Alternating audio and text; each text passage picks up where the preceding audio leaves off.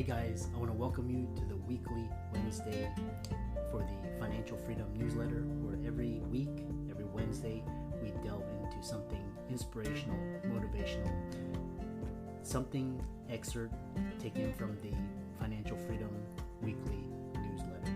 Wherever you are, if you're listening on Spotify, on iTunes, Google, be sure to click the like, subscribe, share, comment. And without ado, let's get into the show. Welcome everybody to this week's podcast episode for the Financial Freedom for Physicians podcast. I'm your host, Dr. Christopher Liu. And as you know, I talk about 4 different types of freedom: time, financial, location, health freedom. In that regards, I'm very curious and always talking to entrepreneurs, business owners, people that are doing things differently and being successful at it. And I love to record these and share it with the world. So today we have Matt Edmundson calling in from the UK, and he's going to talk to us all about e-commerce.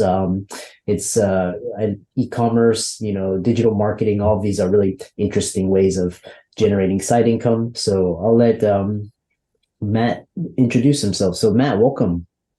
Oh, it's great to be here. Thanks for having me on the show. It's great to talk to you with my very hoarse voice. So same here. I used to love the fall weather, but now I'm starting to really hate it. So yeah, it's one of those.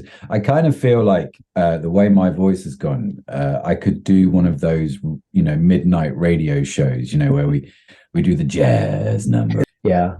Well, tell us more about yourself and how you got started, and tell us all about your business. Oh, geez. So I started in e-commerce in 2002. 20 years ago now. And at the time I was doing sort of side hustle, figuring out how to code websites, because, it's just what I did back then, late 90s. And I just thought eventually I should sell some stuff online. And I found some code that I could create to help sell online. And I contacted a friend of mine who sold, like tannin products, actually, was what he was selling online. And I said, dude, do you mind if I sell your products online, and I'll order them as and when I sell them, like a really early form of drop shipping? And he said, yeah, that's totally fine. So I was like, cool. So we set up the website. It was called TanMad. It was crazy. And 6 months later, he actually bought that website off me. It was doing so well. He was like, I just want to do this myself now. I was like, okay, cool. And so, yeah, that's kind of how it all started, really. It was just, I was a young guy, just married, in my sort of mid-20s. And I thought, yeah, let's see what happens. And here I am 20 years later, still doing e-commerce, still selling e-commerce websites that I've built, still building new ones. And yeah, we're currently involved in the supplement space. We do vegan certified supplements. I've got into that in the last couple of years, which is great. I've done beauty business. There's so much I've done. It's ridiculous, really. But yeah, that's kind of the background. That's how I've got started. Sorry, I can't hear you again. Wow, you're back now. Wow, that's quite an interesting journey. 20 years ago, you were. That's after the .com bust, and to make it 20 years, you have quite a lot of experience. Mm-hmm. So tell us more. I'm really interesting because you have what's called a jam jar product funnel. What is that? The jam jar product funnel. So this was the idea. Here's the thing, right? As you know, as you get good at something, people ask you questions like, how do you do that? And so over the years, what started out as me doing e-commerce, I still do e-commerce, but I do a lot of coaching, a lot of consulting. And like all good consultants and coaches, you find a framework to explain something, don't you? That's the idea. And so the Jam Jar product funnel is exactly that. It's a framework that I use to help people find products to sell online. What's going to work well? And so when people come to you and say, listen, I've set up this business and it's not working, right? I've got my website because they're super easy to set up now. You just go to Shopify and pay your whatever, $30-$40, and there's your website, or Squarespace, or whatever platform it is. So that's pretty easy. But you can even go to Facebook and put in some money, get some ads, and run people to your website. So even that's pretty straightforward. You can learn that in an hour or two.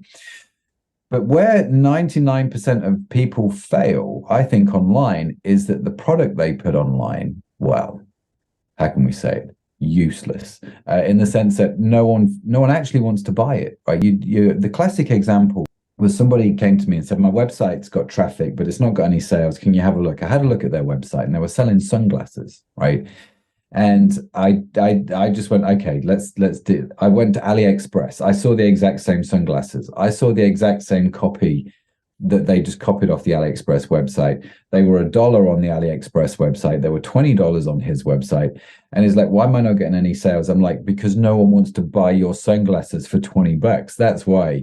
And so, yeah, the product funnel was born. And we use that as a way to help people figure out if there's, if they could make money online selling a certain product. Interesting. And you talk about a proven framework to grow a successful e-commerce business. Just I know you don't have to give your secret sauce, but like in general, like what are kind of the big picture type things? Yeah, sure. I don't even mind giving the secret sauce. It's not really that secret. But when it comes to e-commerce, there's several things you need to think about, right? So you need to think about the product that you're selling. You always have to start with product before the website.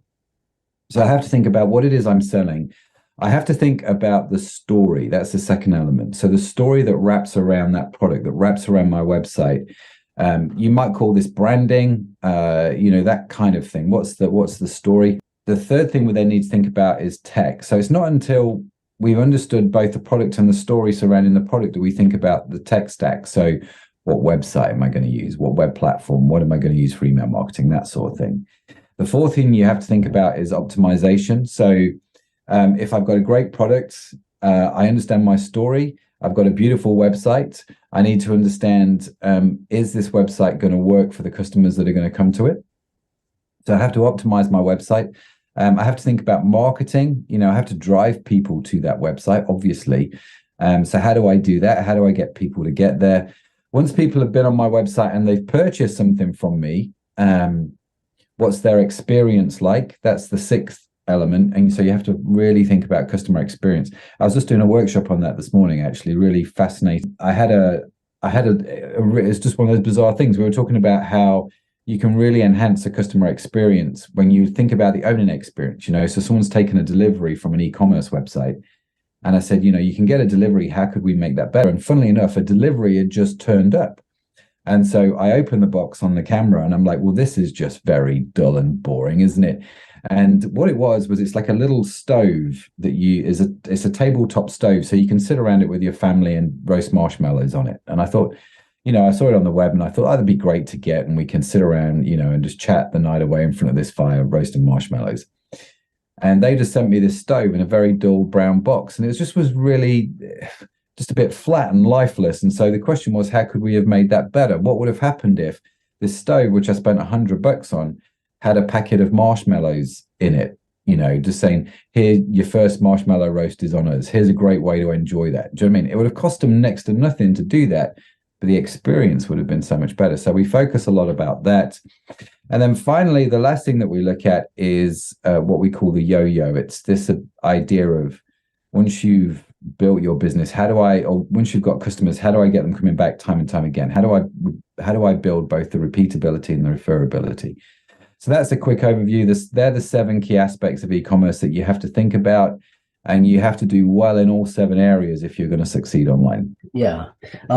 That's really very helpful. And then one part that you talked about is technology and especially entrepreneurs. But how do you navigate technology if you're not tech savvy? That's a great question. I think it goes back even further than that, if I'm honest with you. So I said that, you have to look at product and you have to look at story. This is the jam jar product funnel, in effect, what you're looking at the start. And so once you understand what product it is you're selling, and once you understand who your customer is and what's important to them, and this is the critical thing, right? It's not what's important to you necessarily, it's what's important to them. And so I've seen a lot of people get wrapped up in the wrong kind of technology because either they liked it or because they thought they needed it or because somebody told them that's the route they should go down. like a web developer's led them down the wrong path or something. But actually, that's not what they needed for their customers. Their customers needed something over here. So if you don't understand the tech, you actually have got a bit of an advantage because you can understand your customer and how they use technology. And if you understand that, then you'll know exactly what technology you should be getting involved with. And so if your customers don't need an app, for example, don't waste your time developing an app. It just doesn't make any sense. It's if your customers are of a certain age and they're not on Instagram, well, then don't spend time trying to figure out Instagram, right? Go wherever they are and do what's important to them. And it'll help you navigate that with a lot more ease. So understand your customer and you will understand the technology a whole lot better.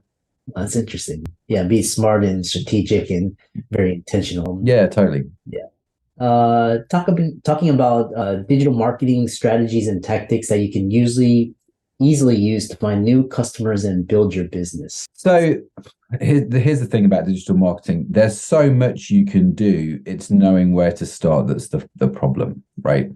And there's two types of marketing that people talk about. There's paid marketing, and then there's what they call organic marketing. And so you have to decide again what's good for you and knowing where your customers are. So and you can do both.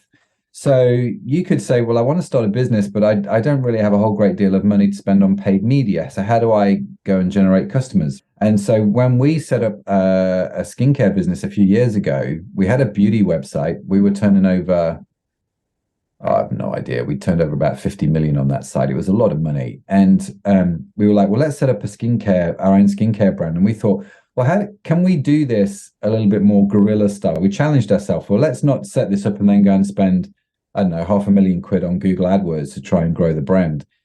And so what we did was we just literally went onto Twitter. We started to set flags on Twitter. So if someone wrote about, oh, I'm struggling with dry skin, we just responded to them and said, man, sorry to hear you're struggling with dry skin. We've got some samples of this brand new product. I would love to send them to you totally free of charge. If you just tell me what you think about the product, I'd love to get some feedback. How does that sound? And they're like, man, that sounds amazing. Just go to this web address, give us your details, I'll send it out. So I sent them free samples. The product was good, going back to, selling a good product.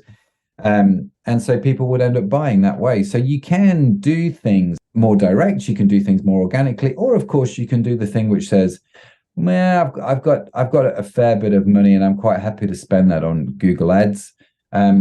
I would always say to you, before you go and spend a lot of money on media, make sure your website, your product, and your offer is correct. We had a guy came to us who was turning over about 100 grand a year. It wasn't a lot of money, doing 100 grand a year online for his business. And he saw his competitors were doing like 2 or 3 million. And he was like, we should be doing 2 or 3 million. So he came to me and is like, you know what? This is how much I spend on paid media. I am going to quadruple that amount of money. I've got 200 grand in the bank. If I give you 200 grand to spend on paid media, can you get me to 2-3 million in sales? And I'd said, well, hang on, let's not get carried away. One, I'm not a paid media agency, but two, I'm like, let me have a look at your website, right? And let me see the traffic. And what we discovered was he was having a lot of people come into his website. They just weren't converting. And so the result was, actually, if you just spent a bit more time and energy on figuring out how to make your website better for the people that are there, you won't need to spend 200,000, 300,000, 400,000 pounds on paid media. You'll just spend 30 grand on sorting out your website. And so your conversion rate will go higher. And so it's not always a case of, here's a shed load of money, go get me a shed load of visitors. You really need to pay attention to the whole thing, the whole stuff. But you can use paid media, you can use organic media, you can even piggyback other people's stuff. So one of the things I love about what you're doing, and I do it as well, podcasting. I think every entrepreneur, every business person should have their own podcast. I genuinely do. It's such a remarkable tool. And one of the great things about podcasting is, like, you send me a link going, hey, Matt, this podcast is now live. Well, what do? I share that out on social media. I share that out on LinkedIn. So all of a sudden, you're accessing all the people that I'm connected to, which at the moment is, I guess, about 50, 60,000 people, because I've got a big... So do you see what I mean? You piggyback with that kind of thing. So I could talk about this all day. I probably should stop there, but there's so much you could talk about where marketing is concerned. Yeah. And it looks like you have the experience with building websites and then building an e-commerce business and driving traffic. So, yeah, it's quite interesting. I know a lot of people are kind of coming to the end, but tell us more about creating a plan to build a repeatable and referable business and transform your future. That is very, because it screams of passive residual, you build it and it's, you don't need a brick and mortar. So tell us more about that. Yeah, that's just, the e-commerce is a new industry and it's a booming industry, but the principles that govern it are timeless, right? And this is the thing that people need to understand about digital, is it doesn't need to be complicated. And so this idea of, if I take care of the customer, they will come back, still applies online, right? And so it is super hard to get a client to come to your website, to get a customer. You've got to find them, you've got to get them to your website, and you've got to convert them, right? So do I pay to get them to my website? Is it organic, slow growth? There's a lot of questions, right? You've gone to a lot of work to get these people to come to your website. And so what I see a lot of online people do is, because whilst it's hard to get people to buy from you, it's a relatively automatic system.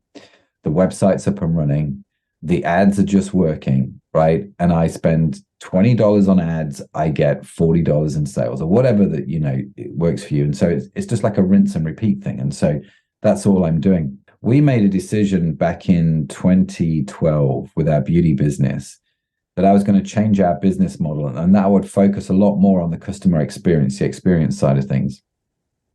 And it meant our prices went up, which meant that first year I made that decision, our sales dropped, which was a scary decision, if I'm honest with you.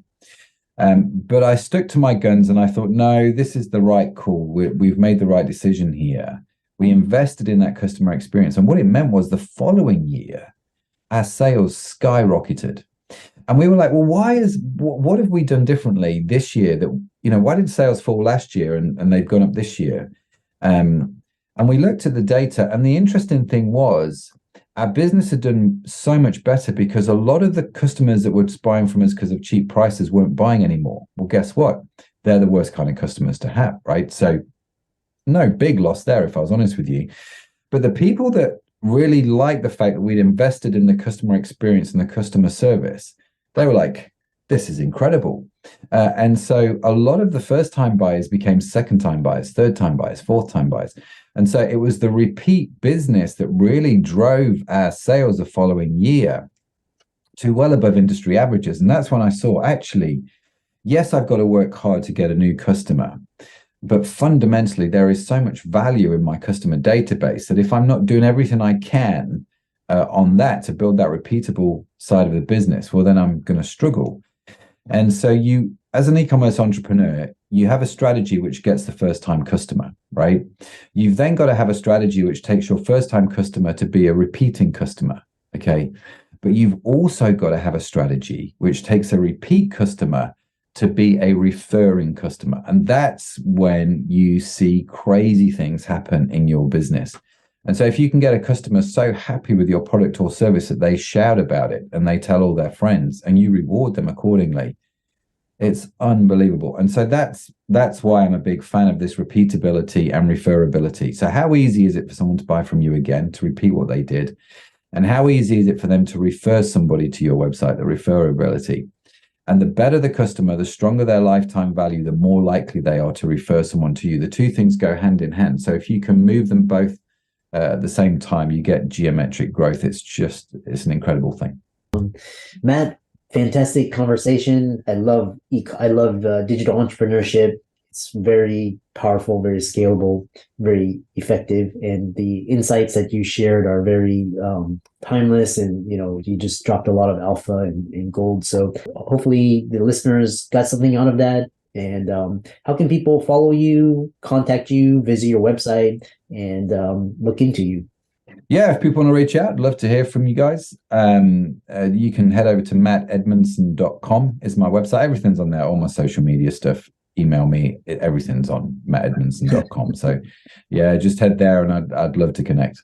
Excellent. And for all the listeners out there, Matt's resources will be in the links and show notes.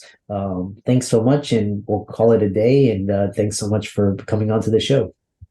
It's been great. Thanks for having me. Appreciate it.